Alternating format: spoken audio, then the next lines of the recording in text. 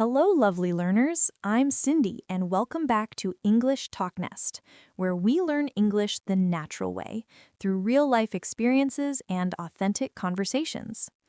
Ever wished you could describe your living space like a native English speaker without sounding like a textbook? Well, today's your lucky day. We're about to embark on a complete home tour, but this isn't just any ordinary tour. This is your opportunity to learn how native speakers actually describe their homes in everyday conversation. By the end of this video, you'll have learned dozens of practical phrases and expressions that you can use immediately to describe your own home. You'll discover natural conversation fillers that make you sound more fluent, descriptive vocabulary that brings spaces to life, and most importantly, the confidence to talk about your living environment without hesitation.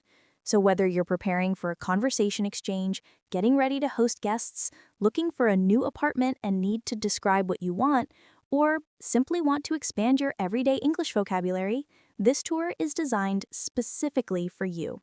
Are you ready? Let's step inside and begin our journey through this beautiful home. Trust me, your English vocabulary is about to get a serious upgrade. All right, first stop on our tour, the living room. Now, this is often the first space guests see when they enter your home, so it's really important to know how to describe it well. As you can see, this living room has a really inviting atmosphere. Notice how I use the word inviting? This is a perfect adjective for a space that makes people want to come in and stay a while. You could also say it feels welcoming or warm and cozy. Let me walk you through some natural ways to describe what we're seeing here.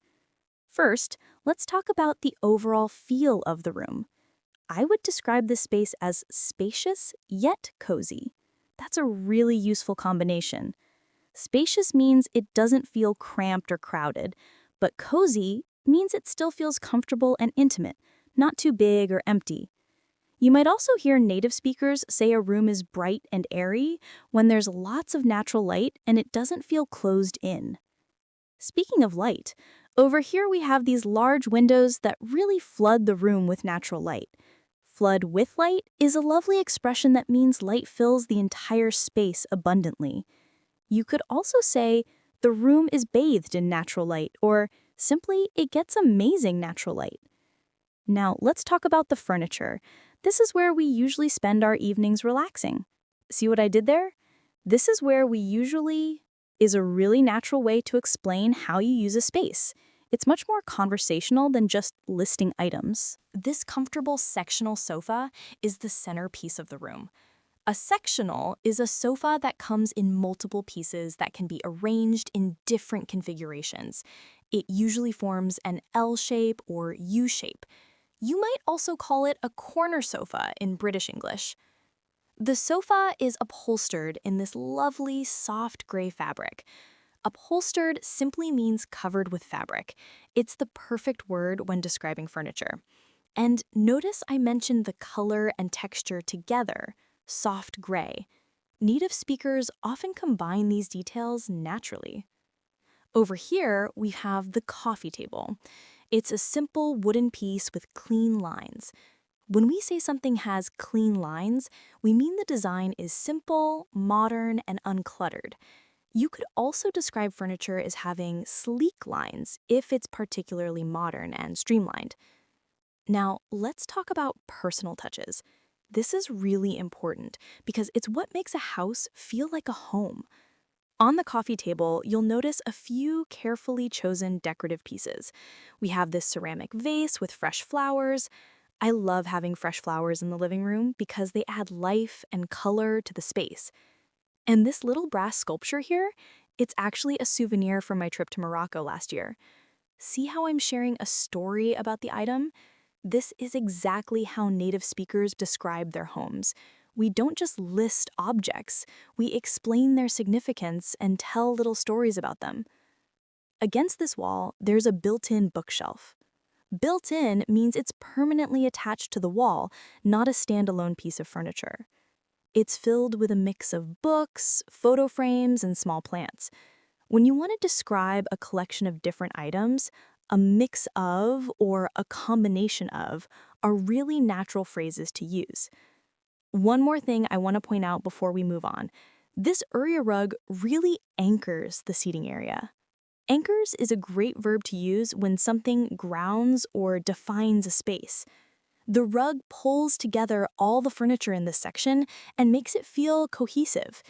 You could also say it ties the room together or defines the seating area. So, to recap this space, if someone asked me to describe my living room, I might say it's a spacious yet cozy room with lots of natural light. The comfortable sectional sofa is perfect for relaxing in the evenings, and I've added personal touches like fresh flowers and souvenirs from my travels to make it feel like home. See how natural that sounds? I'm using the vocabulary we just learned, but in a flowing, conversational way. All right, let's move on to what many people consider the heart of the home, the kitchen and dining area. As you can see, this is an open-plan kitchen that flows directly into the dining space.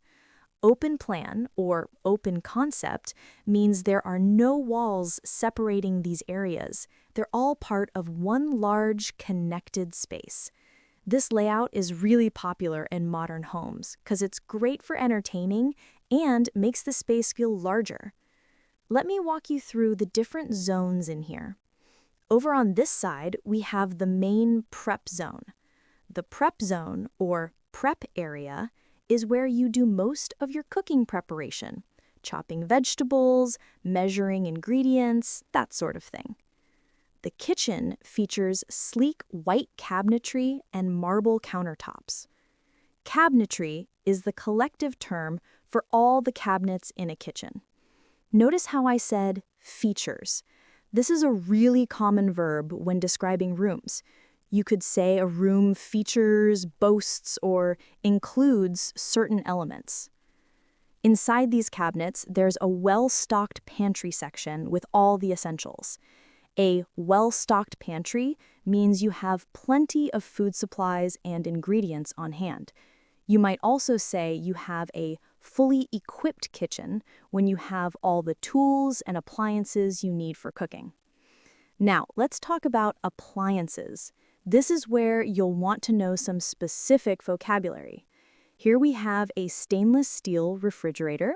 Stainless steel is that shiny, silver-colored metal that's really popular for kitchen appliances. Next to it is the stove, or you might call it a range or cooker in British English. The oven is built into the cabinetry here, and above the stove there's a sleek range hood that ventilates cooking odors. A range hood is that hood-like structure that sucks up steam and cooking smells. You might also hear it called an exhaust fan or extractor fan. This kitchen island is one of my favorite features. It provides extra counter space for meal prep and also serves as a casual dining spot with these bar stools. When something serves as something else, it means it functions as or acts as that thing. You could also say it doubles as a dining spot. I love how the natural light floods this space through these skylights. A skylight is a window built into the roof or ceiling. It's the perfect spot for a morning coffee while reading the news. See how I'm expressing personal preference here? I love how is such a natural way to share what you enjoy about a space. Over here by the window, we have a deep farmhouse sink with a pull-down faucet. A farmhouse sink is that large, deep sink with an exposed front. It's a really popular style. And a pull-down faucet has a spree head that you can pull down toward you. The window above the sink overlooks the backyard, which makes washing dishes a bit more pleasant. I always think having a view while you're doing chores makes such a difference. Now, transitioning into the dining area, see how I used transitioning? That's a smooth way to move from one section to another in your description. The dining table is positioned right in the center of this space, and it comfortably seats 6 people. When you describe seating capacity, you can say a table seats or accommodates a certain number of people. It's a solid wood table with a rustic finish. Solid wood emphasizes quality. It's real wood, not a veneer or composite material. The rustic finish means it has that slightly rough, natural farmhouse-style look. Above the table, these industrial-style pendant lights provide focused lighting for meals. Pendant lights are those hanging lights suspended from the ceiling by a cord or a chain. They're perfect for highlighting the dining area. What I really love about this open plan design is how it encourages interaction. Whether I'm cooking dinner or someone's sitting at the island with a cup of tea, we can easily chat and stay connected. This is the perfect spot for evening meals with family or hosting dinner parties with friends. So if I were describing this kitchen and dining area to a friend, I might say it's a bright, open-plan space with a modern kitchen that has everything I need. The large island is perfect for meal prep and casual dining, and the dining table by the window is where we enjoy our evening meals together. Now let's head to a more private area of the home, the bedroom. This is really where you can practice describing atmosphere and mood, because bedrooms are all about creating the right feeling. As you step into this bedroom, you'll immediately notice it has a really peaceful, calming atmosphere. Peaceful and calming are perfect adjectives for bedrooms. You might also describe a bedroom as tranquil, serene, or call it a peaceful sanctuary or a calming retreat from the busy world. This bedroom is decorated in soft, neutral tones. Neutral tones refer to colors like beige, cream, gray, and white, colors that aren't bold or bright. They create a soothing environment that's conducive to rest and relaxation. Conducive to means it helps promote or encourage something, in this case, good sleep. The focal point of any bedroom is obviously the bed, and this one is a queen-sized bed with an upholstered headboard. A focal point is the main feature that draws your eye when you enter a room. We already learned upholstered means covered in fabric. Headboards can be upholstered, wooden, metal, or even woven rattan. The bed is dressed in crisp white linens with some textured throw pillows for visual interest. Dressed is a lovely verb for how you make a bed look finished and inviting. Crisp usually describes clean, fresh, well-pressed linens. And throw pillows or decorative pillows are those smaller pillows that are just for decoration, not for sleeping on. On either side of the bed, there are matching nightstands. Each one has a reading lamp and a small space for personal items like a book, a glass of water, or your phone. When things are matching, it means they're identical or very similar and create a coordinated look. Over here by the window, we have layered window treatments. Window treatments is the general term for anything that covers or decorates windows: curtains, blinds, shades, etc. Layered means there's more than one layer, in this case, sheer curtains underneath and heavier drapes on top. This gives you flexibility in controlling light and privacy. During the day, the sheer curtains let in soft, filtered light while still maintaining privacy. Filtered light means the light comes through but is softened or diffused. At night, you can draw the heavier drapes for complete darkness and privacy. In this corner, there's a cozy reading nook. A nook is a small, comfortable space that's somewhat tucked away. It's one of those lovely English words that just sounds cozy. This little nook has a comfortable armchair, a floor lamp, and a small side table for setting down your book and tea. This is my favorite corner for unwinding before bed with a good book. Unwinding means relaxing and releasing the stress of the day. You might also say winding down or decompressing. Let me show you the closet space. This bedroom features a walk-in closet. A walk-in closet is large enough that you can literally walk into it. It's not just a wardrobe or a closet with sliding doors. Inside, there's plenty of hanging space, shelving for folded clothes, and even a section for shoes and accessories. One thing I really want to point out is the use of textures in this room.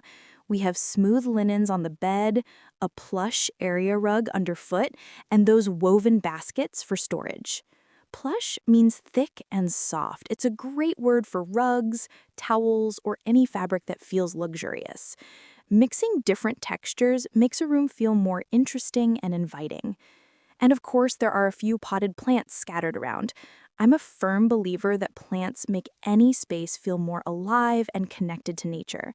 These are low-maintenance varieties that thrive indoors with minimal care. So to describe this bedroom, I might say It's a tranquil space decorated in soft, neutral colors.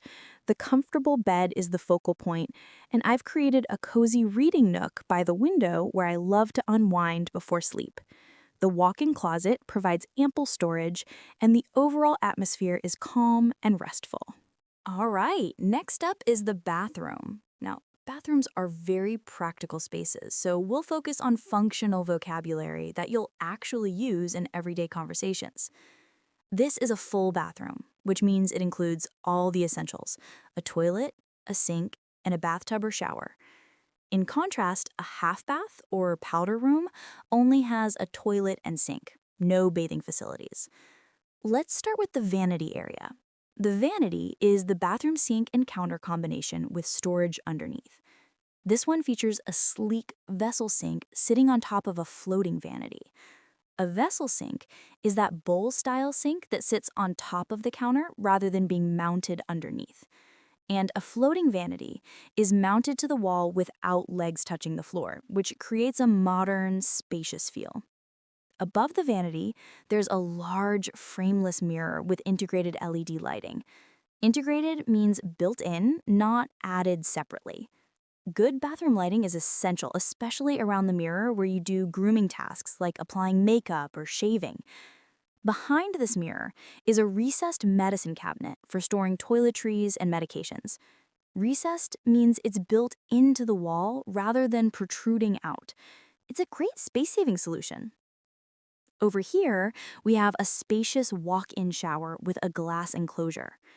A walk-in shower doesn't have a tub. You simply walk in. The glass enclosure is the glass door or panel that contains the water. You might also hear this called a shower screen or shower door. Inside, there's a rainfall shower head and a handheld shower head for flexibility. A rainfall shower head is that large overhead shower fixture that makes the water come down like rain. The shower walls are tiled in white subway tile, which is that classic rectangular tile pattern you see everywhere. There are built-in niches in the tile for storing shampoo and soap. A niche is a recessed shelf built into the wall. It's both functional and looks polished and finished. Storage is really important in bathrooms. Under the vanity, there are drawers for organizing bathroom essentials, and this tall linen cabinet provides additional storage for fresh towels, extra toiletries, and cleaning supplies. A linen cabinet or linen closet is specifically for storing towels, washcloths, and sometimes bedding. The heated towel rack is mounted on this wall. A heated towel rack or towel warmer keeps your towels warm and helps them dry faster. It's a little luxury that makes a big difference, especially in winter.